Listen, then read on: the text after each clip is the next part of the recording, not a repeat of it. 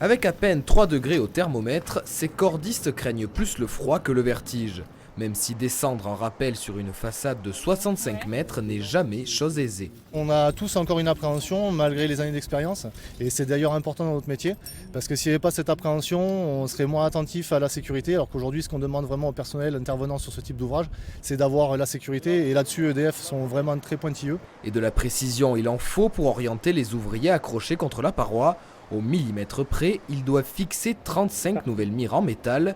Elles vont améliorer la précision télémétrique sur ces cibles, réparties sur l'ensemble du barrage. À partir de ce point-là, en fait, on en déduit la coordonnée géographique de ce point et donc le déplacement de l'ouvrage dans le temps.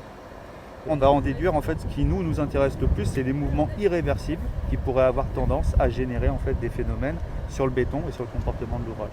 L'ouvrage construit en 1947 retient 32 millions de mètres cubes d'eau. Il est scruté régulièrement par EDF, son propriétaire. Tous les 15 jours, on vient mesurer des débits, des pressions, des déplacements. On a plus de 75 ans d'expérience, on exploite ce barrage depuis 1947, donc on a des chroniques qui sont relativement importantes et on connaît à la perfection en fait, le comportement de notre aménagement. Cette intervention va durer 15 jours pour un coût total de 50 000 euros.